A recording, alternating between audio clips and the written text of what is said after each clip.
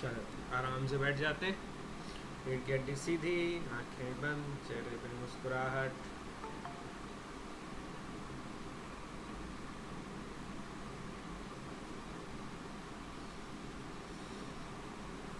लंबी गहरी सांसें ले और जाने दे।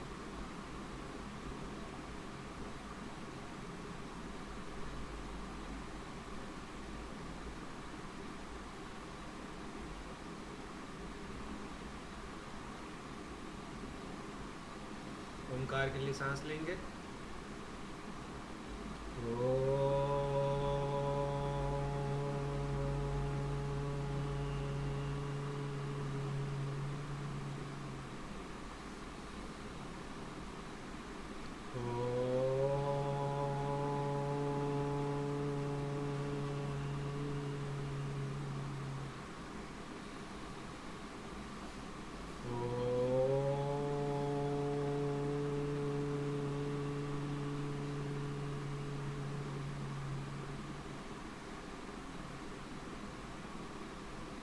देव का आह्वान करते।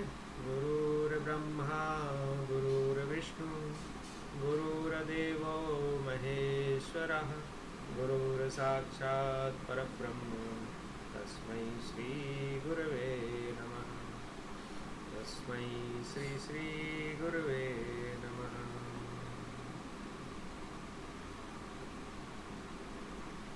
और मुस्कुराते मुस्कुराते एक निश्चिंतता के भाव के साथ धीरे धीरे आंखें खोलें।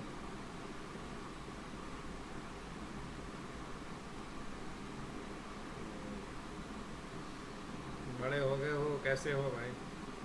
खाना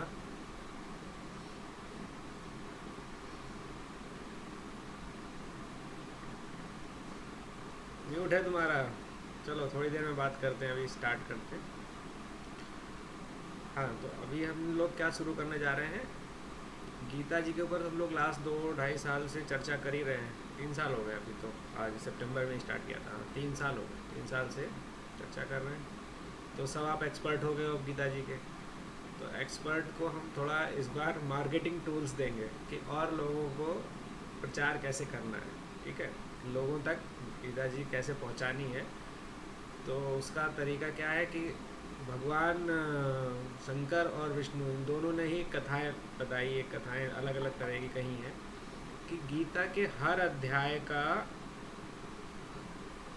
क्या लाभ है, ठीक है, कि जैसे प्रथम अध्याय पढ़ने से क्या लाभ है, द्वितीय अध्याय पढ़ने का क्या लाभ है, ऐसे करके कथाओं के द्वारा समझाया गया है हर कथा का से। तो वो पद्म पुराण में वर्णन आता है। हम लोग क्या करेंगे, पद्म पुराण से ही सीधे सीधे लाइव पढ़ेंगे और उसके बाद उस कथा में अगर कुछ हमें अच्छा समझ में आता है तो उसको डिस्कस करेंगे, ठीक है। तो स्टार्ट करते हैं।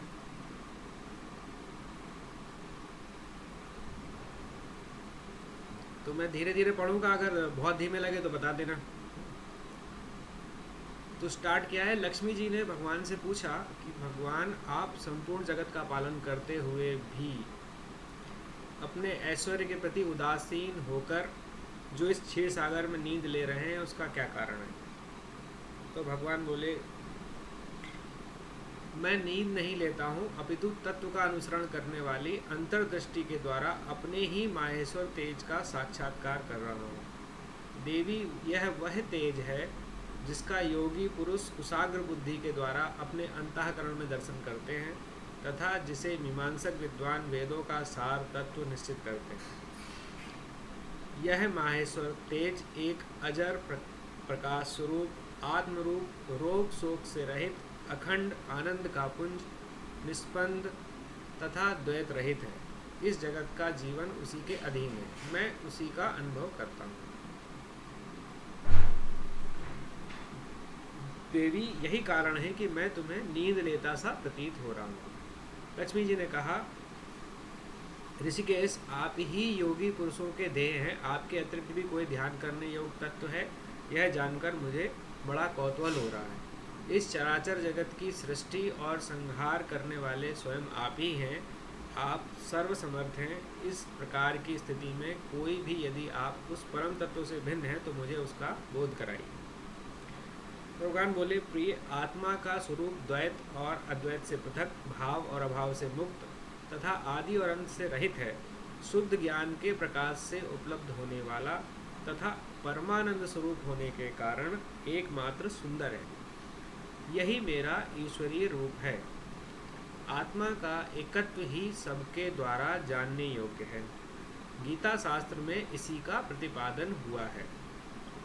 अमित तेजस्वी भगवान विष्णु के ये वचन सुनकर लक्ष्मी जी ने शंका उपस्थित करते हुए कहा, भगवान, यदि आपका स्वरूप स्वयं परमानंदमय और मन वाणी की पहुँच से बाहर है तो गीता कैसे उसका बोध कराती है? मेरे इस संदेह का आप निवारण कीजिए। भगवान बोले, सुंदरी सुनो, मैं गीता में अपनी स्थिति का वर्णन करता हूँ। क्रमशः 5 अध्यायों को तुम 5 मुख जानो, 10 अध्यायों को 10 भुजाएं समझो तथा 1 अध्याय को उदर और 2 अध्यायों को चरण कमल जानो। इस प्रकार यह 18 अध्यायों की वांग्मयी स्वरीय मूर्ति ही समझनी चाहिए। यह ज्ञान मात्र से ही महान पातकों का नाश करने वाली है। जो उत्तम बुद्धि वाला पुरुष गीता के 1 या आधे अध्याय का अथवा 1 या आधे चौथाई श्लोक का भी प्रतिदिन अभ्यास करता है, वह सुशर्मा के समान मुक्त हो जाता है। लक्ष्मी जी ने पूछा, देव, सुशर्मा कौन था, किस जाति का था और किस कारण से उसकी मुक्ति हुई? भगवान बोले, सुशर्मा बड़ी खोटी बुद्धि का मनुष्य था। पापियों का तो वो शिरोमणि ही था। उसका जन्म वैदिक ज्ञान से शून्य एवं क्रूरतापूर्ण कर्म करने वाले ब्राह्मणों के कुल में हुआ था। वह न ध्यान करता था, न जप, न होम करता था, न अतिथियों का सत्कार। वह लंपट होने के कारण सदा विषयों के सेवन में ही आसक्त रहता था। हल जोतता और पत्ते बेचकर जीविका चलाता था। उसे मदिरा पीने का व्यसन था तथा वह मांस भी खाया करता था। इस प्रकार उसने अपने जीवन का दीर्घ काल व्यतीत कर दिया। एक दिन मूढ़ बुद्धि सुशर्मा पत्ते लाने के लिए किसी ऋषि की वाटिका में घूम रहा था। इसी बीच में काल रूपधारी काले सांप ने उसे डस लिया। सुशर्मा की मृत्यु हो गई। तदंतर वह अनेक नरकों में जा वहाँ की यातनाएं भोग कर मर्तलोक में लौट आया और यहाँ बोझ ढोने वाला बैल हुआ। उस समय किसी पंगु ने अपने जीवन को आराम से व्यतीत करने के लिए उसे खरीद लिया। बैल ने अपनी पीठ पर पंगु का भार ढोते हुए बड़े कष्ट से 7-8 वर्ष बिताए। एक दिन पंगु ने किसी ऊंचे स्थान पर बहुत देर तक बड़ी तेजी के साथ उस बैल को घुमाया। इससे वह थककर बड़े वेग से पृथ्वी पर गिरा और मूर्छित हो गया। उस समय वहाँ कौतूहलवश आकृष्ट हो बहुत से लोग एकत्रित हो गए। उस जन समुदाय में किसी पुण्यात्मा व्यक्ति ने उस बैल का कल्याण करने के लिए उसे अपना पुण्य दान किया। तत्पश्चात कुछ दूसरे लोगों ने भी अपने अपने पुण्यों को याद करके उन्हें उसके लिए दान किया। उस भीड़ में एक वेश्या भी खड़ी थी। उसे अपने पुण्य का पता नहीं था, तो भी उसने लोगों की देखा देखी उस बैल के लिए कुछ त्याग दिया। तदनंतर यमराज के दूत उस मरे हुए प्राणी को पहले यमपुरी ले गए। यहाँ यह विचार कर कि यह वेश्या के दिए हुए पुण्य से पुण्यवान हो गया है, उसे छोड़ दिया गया। फिर वह भूलोक में आकर उत्तम कुल और शील वाले ब्राह्मणों के घर में उत्पन्न हुआ। उस समय भी उसे अपने पूर्व जन्म की बातों का स्मरण बना रहा। बहुत दिनों बाद अपने ज्ञान को दूर करने वाले कल्याण तत्व का जिज्ञासु होकर वह उस वेश्या के पास गया और उसके दान की बात बतलाते हुए उसने पूछा, तुमने कौन सा पुण्य दान किया था? वेश्या ने उत्तर दिया, वह पिंजरे में बैठा हुआ तोता प्रतिदिन कुछ पढ़ता है, उससे मेरा अंतःकरण पवित्र हो गया। उसी का पुण्य मैंने तुम्हारे लिए दान किया था। इसके बाद वह उन दोनों ने तोते से पूछा। तब उस तोते ने अपने पूर्व जन्म का स्मरण करके प्राचीन इतिहास कहना आरंभ किया। शुक बोला, पूर्व जन्म में मैं विद्वान होकर भी विद्वता के अभिमान से मोहित रहता था। मेरा राग द्वेष इतना बढ़ गया था कि मैं गुणवान विद्वानों के प्रति भी ईर्ष्या भाव रखने लगा। फिर समयानुसार मेरी मृत्यु हो गई और मैं अनेकों घृणित लोगों में भटकता फिरा। उसके बाद उस लोक में आया। सद्गुरु की अत्यंत निंदा करने के कारण तोते के कुल में मेरा जन्म हुआ। पापी होने के कारण छोटी अवस्था में ही मेरा माता पिता से वियोग हो गया। एक दिन मैं ग्रीष्म ऋतु में तपे हुए मार्ग पर पड़ा था। वहाँ के कुछ श्रेष्ठ मुनि मुझे उठा लाए और महात्माओं के आश्रम के भीतर एक पिंजरे में उन्होंने मुझे डाल दिया। वहीं मुझे पढ़ाया गया। ऋषियों के बालक बड़े आदर के साथ गीता के प्रथम अध्याय की आवृत्ति करते थे। उन्हीं से सुनकर मैं भी बारंबार पाठ करने लगा। इसी बीच में एक चोरी करने वाले बहेलिये ने मुझे वहाँ से चुरा लिया। तत्पश्चात इस देवी ने मुझे खरीद लिया। यही मेरा वृत्तांत है, जिसे मैंने आप लोगों से बता दिया। पूर्व काल में मैंने इस प्रथम अध्याय का अभ्यास किया था, जिससे मैंने अपने पाप को दूर किया है। फिर उसी से इस वैश्या का भी अंतःकरण शुद्ध हुआ और उसी के पुण्य से ये द्विजश्रेष्ठ सुशर्मा भी पाप मुक्त हुए हैं। इस प्रकार परस्पर वार्तालाप और गीता के प्रथम अध्याय के महात्म्य की प्रशंसा करके वे तीनों निरंतर अपने अपने घर पर गीता का अभ्यास करने लगे। फिर ज्ञान प्राप्त करके वे मुक्त हो गए। इसलिए जो गीता के प्रथम अध्याय को पढ़ता, सुनता तथा अभ्यास करता है, उसे इस भवसागर को पार करने में कोई कठिनाई नहीं होती।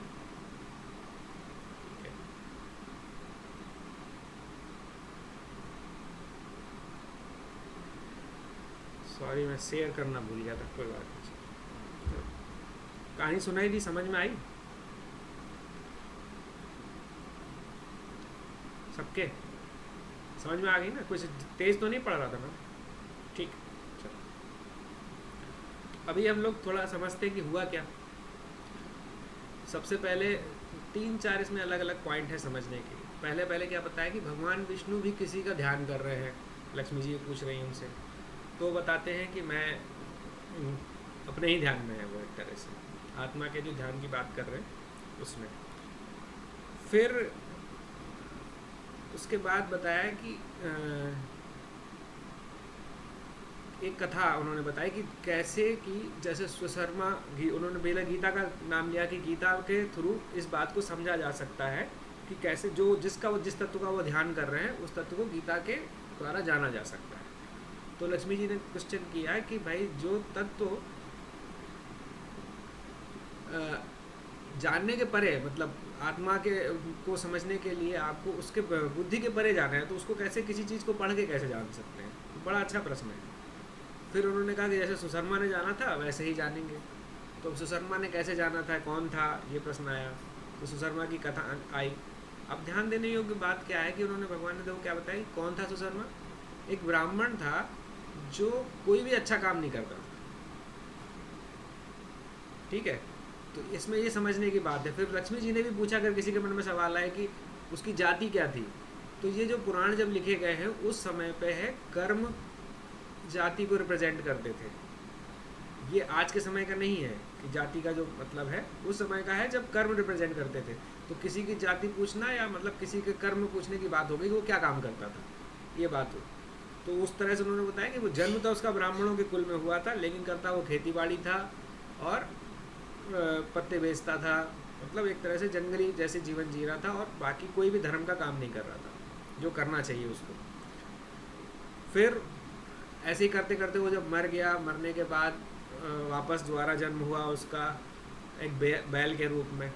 तो अब ये समझाना क्या चाह रहे हैं कि अगर हम अपने जो जीवन मिला है सुंदर मानव शरीर, इसका अगर हम सदुपयोग नहीं करते हैं तो हमारा जो अगला जन्म हो सकता है तो वो कुछ भी हो सकता है। जैसे उसका सुशर्मा का बैल हुआ और वो दूसरा जो तोता बना था वो पिछले जन्म में बड़ा विद्वान ब्राह्मण था लेकिन अहंकारी था, गुरु का उसने अपमान किया था।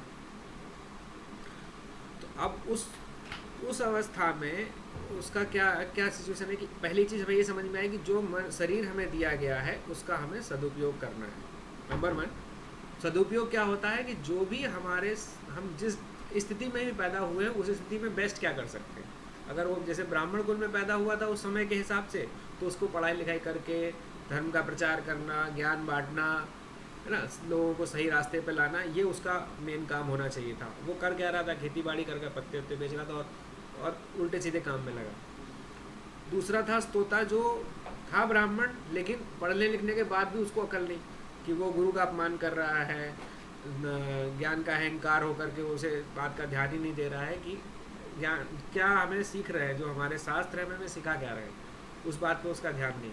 तो ये दो बातें समझ में आई। फिर सबसे इम्पोर्टेंट कैरेक्टर जो इस कहानी में है वो है वैश्या। उसको पता ही नहीं है कि उसने कोई पुण्य किया है, ठीक है, वो अपने काम में जो उसका काम है वो अपना कर रही है। एक तोता है जो कुछ बोलता है, उसको पता नहीं है वो क्या बोलता है, क्योंकि वो पढ़ी लिखी भी नहीं है उस हिसाब से, तो संस्कृत में कुछ बोल रहा है, कुछ श्लोक बोल रहा है, तो उसको पता नहीं है वो क्या बोल रहा है, लेकिन अब तोता है, कुछ बोल रहा है, अच्छा लग रहा है, ठीक है, उस भाव से उसने रखा। लेकिन वो श्लोक बार बार बार बार बार बार सुनने के कारण से उसका मन शुद्ध होने लगा। उसको कुछ नहीं पता है क्या हो रहा है, उसके मन में भी ये नहीं कि मैं शुद्ध करना चाहती हूँ या कुछ करना चाहती हूँ, उसके मन में कहीं कोई ऐसा भाव नहीं है, लेकिन बार बार सुनने के कारण अपने आप से उसका मन शुद्ध होने लगा। ठीक, ये है श्लोक, गीता के श्लोक का प्रभाव। और वो उसने अनजाने में भी कि उसने जो भी पुण्य किया हो, उसको लगा, क्योंकि कुछ संस्कृत में उसने सुना था शायद अच्छी भगवान की बात होगी, उसको ये लगा, तो वो जो पुण्य मिला होगा वो हम उसको, जो बैल जो कि सुशर्मा था पूर्व जन्म में, वो मरने की स्थिति में था लेकिन वो करा रहा था, तकलीफ में था, तो उसको अपना पुण्य दान करके उसको वहाँ मुक्ति दिला दी उसने, और वो अगले जन्म में फिर से ब्राह्मण हुआ। और फिर उसने अपना जीवन, उसको होश रहा तो उसने सही समझने की कोशिश की, याद रहा, जानने की कोशिश की किसने हमें इतना अच्छा दान दिया, ऐसा क्या करा था उसने जिस पुण्य के प्रभाव से मैं फिर से अच्छी योनि मिल गई मुझे। ठीक है, तो इस पूरे प्रक्रम में जो हमारे लिए समझने की बात है, दो ही इम्पोर्टेंट बात है। पहली इम्पोर्टेंट बात क्या है कि मानव तन बहुत इम्पोर्टेंट है, ठीक, सबसे इम्पोर्टेंट है कि मानव शरीर मिला है, इसको व्यर्थ ना जाने दें। ठीक, दूसरा कि जो भी हमें अगर ज्ञान के जो रास्ते पे मिल रही हैं चीज़ें, तो उनका अगर हमें मिल गया है तो उनका हम सदुपयोग करें। अगर हमें पता चल गया है कि गीता जी का प्रभाव इतना है, इतना अच्छा है, तो हम उसका नियमित अध्ययन करें, नियमित पाठ करें, लोगों को प्रचार करें, जो भी अच्छा काम कर सकते हैं वो हम करें। ठीक है, इससे केवल हमें ये समझ में आया है इस पूरे कथा का। अब कोई प्रश्न हो तो प्रश्न पूछ लीजिए, नहीं तो थोड़ी देर ध्यान कर लेते हैं।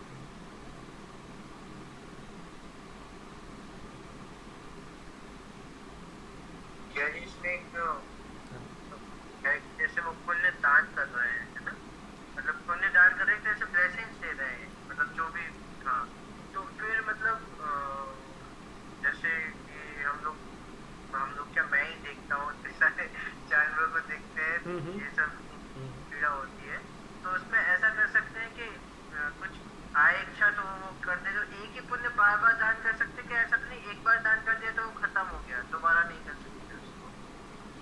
इसके पुण्य दान की अलग बड़ी अच्छी स्टोरीज हैं, वो बताएंगे, लेकिन अभी मैं भाव बता दे रहा हूँ उसको। तुम्हारा प्रश्न बहुत अच्छा है क्योंकि, और तुम्हारे लिए क्योंकि कनेक्टेड है ना, ऐसे कोई भी आदमी जो मेडिकल स्थिति में है उसके लिए तो वो रोज़ की बात हो जाती है कि भाई कि रोज़ उसके सामने कोई बीमार आदमी आ रहा है, तो हम कितने पुण्य हम दान कर सकते हैं, पहले तो ये भी है, और क्या हम सबको दान कर सकते हैं। तो देखो, पुण्य दान का उसके लिए मतलब है जिसके लिए थोड़ा कुछ स्पेशल है ना, जिसके लिए रोज़ की चीज़ है ना, तो वो भाव ही नहीं उस लेवल का उठ सकता है कि एकदम तुम्हारी जैसे आत्मा से एकदम आवाज़ आए कि ये भाई, ये मैं, इसका किसी तरह कष्ट दूर हो जाए। क्योंकि तुम जब देख रहे हो किसी बीमार व्यक्ति को, तो तुम्हारे दिमाग में ये आ रहा है कि इसकी बीमारी ऐसे ठीक हो सकती है, ये दवाई खाएगा तो ठीक हो जाएगी, ये फोड़ा है इसको काट देंगे, ये निकाल देंगे, सफाई कर देंगे, ये जोड़ देंगे, इतने दिन लगेंगे। तुम्हारे दिमाग में ये सारी चीज़ें चल रही हैं, तुम्हारे दिमाग में दया भाव नहीं है, वो वाला दया नहीं है जो कि हम मेरे में आएगा क्योंकि मुझे कुछ नहीं, मैं उसका कुछ नहीं कर सकता हूँ। पॉइंट समझ रहे हो? तो तुम्हारे लिए पुण्यदान इम्पॉर्टेंट नहीं है, तुम्हारे लिए उसकी जो सेवा है वो इम्पॉर्टेंट है, क्योंकि तुम्हें पता है कैसे कर सकते हो, तो तुम उसको, उसके दुख को दूर करने के लिए प्रोसेस पता है, तो उसको दुख को दूर करने का जो भी तुम्हारे को पता है वो कर रहे हो, वो तुम्हारे लिए पर्याप्त है, वही तुम्हारी पूजा भी है, वही सब कुछ बन जाएगा। अब जैसे मैं हूँ, मुझे कुछ नहीं पता है उसके बारे में, तो जब कुछ नहीं पता है तो हमारी असहाय की स्थिति है, और उसका कष्ट देख कर के हमें बहुत तकलीफ हो रही, तो ऑटोमेटिकली हमारी आत्मा से ही पुकार उठेगी कि भगवान इसके लिए जो भी अच्छा हो वो करो, है ना। तो जो हमारा भाव उठ रहा है, अगर हम उस वक्त हमारे मन में आया कि हाँ ठीक है भैया, हम इसको 4 बार राम का नाम ले करके इसको दे दिया और इसकी गति सुधर जाए, पुण्य नहीं है ना हमारे पास पहले से, मान लो तो हमने तुरंत पुण्य बना लिया, 4 बार राम का नाम लेकर, 2 बार राम का नाम, 10 बार, 11 बार, जितना ले सके, और उसको दे दिया कि ये हम जो ले रहे हैं वो तुम्हारे लिए है, तुम्हारा भला हो जाए। और तुम मान लो पुण्यात्मा हो, पहले से पता है कि हाँ हम तो रोज रोज इतना पाठ करते हैं, वो करते हैं, या हमने सेवा करी है, हमने दान किया है, जो भी अगर मन में है, तो तुम्हें अगर वो अपना याद है तो अपना कह दो कि भाई मेरी एक दिन की पूजा का फल इसको मिल जाए, मेरे एक दिन के दान का फल मिल जाए, अगर दान रोज कर रहा है कोई आदमी, या मेरे एकादशी के व्रत का फल उस दिन का जो लोग कर रहे हैं, इस वो जो जिसको वो, लेकिन वो भाव उठना चाहिए। ऐसे नहीं कि मतलब कोई ऐसा नहीं है कि हाँ भाई मैंने ऐसे बोल दिया और कोई लिख के बैठा वहाँ पे, हाँ उसने तुरंत नोट कर लिया कि हाँ ये 500 रुपये तुम्हारे कट गए, उसके अकाउंट में चले गए, वो नहीं। जब अंतर से सच में भाव उठता है तब वो ट्रांसफ़र होता है ना। ये हम लोगों को बचपन में सब लोग कहानी पढ़ाई जाती नहीं, कोई अच्छी, हमने धर्म की नहीं दूसरे धर्म की कहानी, लेकिन कहानी अच्छी है कि बाबर ने अपने लड़के के लिए किया था ना, कि भगवान से प्रार्थना करी कि मेरी आयु इसको हुमायूं को मिल जाए। ये कहानी सबने पढ़ी, हम लोगों की कोई वर्ड में कहानी थी। तो बात वही है कि वो भगवान ने ट्रांसफ़र करी, उसकी भी सुनी, तो वैसे ही वही, क्योंकि आत्मा से आवाज़ आई थी कि भाई मेरे उम्र बच्चे को लग जाए, तो वो मर गया, वो बच्चा जी गया। तो उसी तरह से है कि जब हमारे सच में भीतर से आवाज़ आए, उस तरह वो दर्द को हम महसूस करते हुए, और फिर हम वो जो भी कहें वो लें। तुम्हारा केस स्पेशल है तो तुम्हारे लिए तुम्हें अपना काम ही करना होगा। हाँ, प्रार्थना तब भी कर सकते हो, प्रार्थना में कभी कोई कमी नहीं, प्रार्थना तब भी कर सकते हो कि प्रभु इसकी सदगति हो जाए। तुम्हारी सबसे अच्छी प्रार्थना यही होगी कि इसकी सदगति हो जाए। ठीक है, और कोई?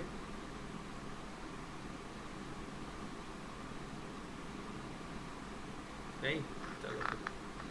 हाँ बोलो अमृता, कुछ तुम्हारे मन में? आवाज़ नहीं आ रही तुम्हारी, म्यूट है, म्यूट है ये तुम्हारा, पहले किरकिर किरकिर हो रहा था।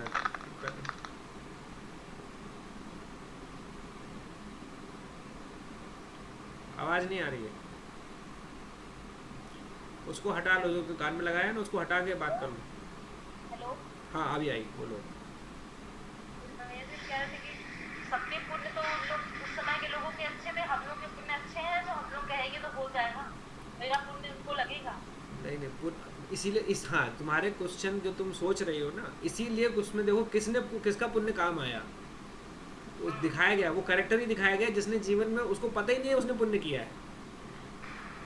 जो वैश्या का कैरेक्टर बताया गया जिसका पुण्य काम आया, उसको पता ही नहीं है कि उसका पुण्य, उसके पास पुण्य है। सब भीड़ लगी थी, हर आदमी अपना पुण्य पुण्य दे रहा था, तो उसमें उसने देखा कि लोग भी सब दे रहे हैं, तो मैं भी अपना कुछ दे देती हूँ कि मैं भाई उसको, और उसको पता ही नहीं था मैंने कुछ अच्छा काम किया है, तो उसने पुण्य दे दिया। उसको केवल एक लगा था कि शायद जो तोता बोलता है कुछ अच्छी बात बोलता होगा, क्योंकि उसको तो पता नहीं क्या बोलता है, तो उसने कहा कि तोता कुछ अच्छी बात बोलता होगा, संस्कृत में बोलता है, तो वो कुछ अगर वो मेरा उसमें पुण्य है तो वो मैं वो दे रही हूँ। तुम सोचो ना, ये इनोसेंस है। भगवान को जो सबसे ज़्यादा पसंद है चीज़, वो क्या है? वो तुम्हारा भोलापन है। जितना हम बिना किसी छल के, बिना किसी कपट के, बिना किसी पाखंड के जब हम भगवान के सामने जाते हैं ना, तो वो तुरंत अपना लेते हैं। और जितना हम सोचते हैं अरे हम तो बहुत बड़े विद्वान हैं, हम ये हैं, हम वो हैं, हमने इतने निर्जला उपवास किए हैं, हमने इतने वो किए, एकादशी की हैं, 20 साल से कर रहे हैं, तो जो जहाँ अहंकार के आगे आके हमने ये कर लिया, वो कर लिया, कि हमने गीता पढ़ी, हमने रामायण पढ़ी, हमने ये करा, हमने वो करा, तो वो कहते हैं तुम पढ़े रहो बेटा। जो दूसरा है, जो तोता बना क्यों? वो बड़ा विद्वान था, लेकिन उसने गुरु का अपमान किया और उसको अपनी विद्वता का अहंकार था। तो इसमें बिल्कुल साफ बताया है कि तुम्हें कुछ करने की जरूरत नहीं है, तुम्हारा भाव शुद्ध होना चाहिए। इस पूरी कहानी में जो समझा रहे हैं भगवान की, जो इसी तुम देखना हर कहानी इसी तरह से आएगी कि हमारे जो मूल प्रश्न है ना, उन्हीं के उत्तर है कहानी के थ्रू। मूल प्रश्न जैसे तुम्हारा प्रश्न था कि हमें, अब हमने किए कि नहीं किए हमें पता ही नहीं है, हमने कुछ अच्छे बड़े कर्म किए हैं, लेकिन अच्छे बड़े कर्म की बात ही नहीं, बात है इंटेंशन की। तुम्हारा इंटेंशन कितना पवित्र है, तुम्हारा सच में उसके प्रति दुख जो हो रहा है, उसके कारण से अंदर करुणा जागी है, उस करुणा के कारण तुमने प्रार्थना करी कि भगवान इसका भला हो जाए, मैंने भी अगर कुछ किया है अच्छा तो इसके काम आ जाए। जो एकदम सरल भाषा में हम कहते हैं ना कि अक्सर इस तरह से निकलता है ना कि भाई अगर हमने कुछ अच्छा किया है तो इसके काम आ जाए, लेकिन ये इसका कष्ट दूर हो जाए। खासकर जी सब कब निकलता है, जब कोई अपना हमारा तकलीफ में होता है ना। बच्चा बीमार है या घर में कोई बड़ा बुजुर्ग बीमार है बहुत दिनों से, तो हम लोग कहते हैं ना भगवान इनका कष्ट दूर कर लो, अब इनका बहुत कष्ट हो सहते सहते हो गया, इनको अपने पास ही रख बुला लो चाहे। इस तरह से भी भाव हम लोग व्यक्त कर देते हैं, लेकिन उस वक्त ये भाव नहीं होता कि हम उन्हें मारना चाहते हैं। भाव ये होता है कि वो कष्ट दूर हो जाए। सेम होता है जैसे बच्चे का कष्ट है तो हमारे भाव निकलते हैं भगवान इसका कष्ट दूर कर दो, भले ही कष्ट हमें दे दो, नहीं कहते हैं। तो वो जो भाव है कि वो हमारा पवित्र भाव है कि केवल किसी दूसरे का कष्ट, और जब वो तुम्हारा सा संबंध नहीं रख रहा है, उसका तुमसे कोई संबंध नहीं है, और फिर तुम उसके लिए सोच रहे हो, तो उसको भगवान बहुत ही अच्छा मानते हैं कि हाँ देखो ये सच्चे मन से किसी दूसरे के प्रति इसके मन में भाव जगाए कि इसका भला हो जाए या इसका कष्ट दूर हो जाए, तो इसको ही मैं अपना ज्ञान भक्ति वैराग्य जो भगवान के जो मेन गिफ्ट है वो देते हैं। सोना चांदी हीरा मोती तो एक ही जन्म कई काम आते हैं, अगले जन्म में जो भी काम आया जन्म जन्मांतर तक काम आया, मुक्ति के लिए आ जाए काम, वो है ज्ञान वैराग्य भक्ति। ठीक है, बात हो गई क्लियर ना? और कोई प्रश्न? चलो फिर थोड़ी देर भगवान का ही नाम ले लेते हैं, हम लोगों के भी कुछ पन्न हो जाएंगे।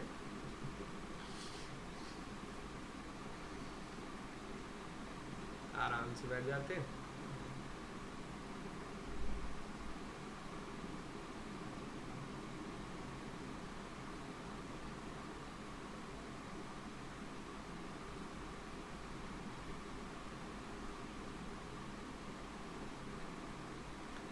आज हम भगवान के भक्तों के नाम लेंगे। आप अपने मन में उन कथाओं को याद करना जो जो उनसे जुड़ी है, ठीक है, जिनको जो याद आ जाए।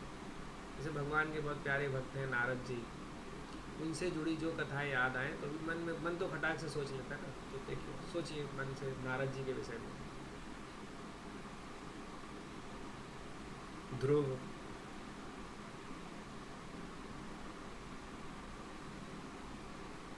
प्रहलाद,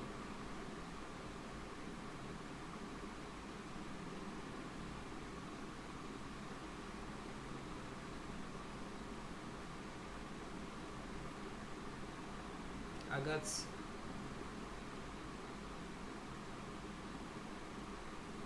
अहिल्या, केवट,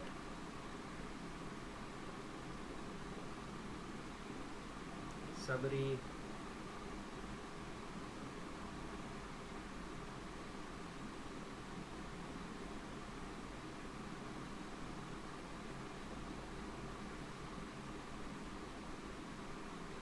अब पीछे पीछे बोलिएगा। नारायण हरि नारायण, नारायण हरि नारायण, नारायण हरि नारायण, नारायण हरि नारायण, नारायण हरि नारायण, नारायण हरि नारायण, नारायण हरि नारायण,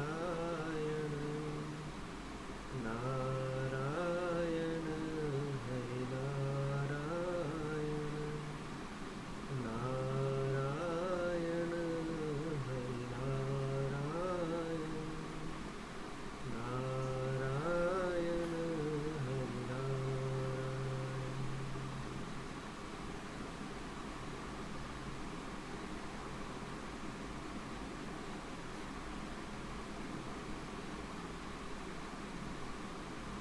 पूरे प्रेम से आज हमने जो भी आधे घंटे में अच्छा काम किया या बुरे काम नहीं किए, इस सब का फल उन सब को मिल जाए जिन तक अब तक गीता जी नहीं पहुँची है, उन सब तक कोई ना कोई साधन बन जाए, उन सब तक पहुँच जाए। बस इस भाव से मुस्कुराते मुस्कुराते आंखें खोलें।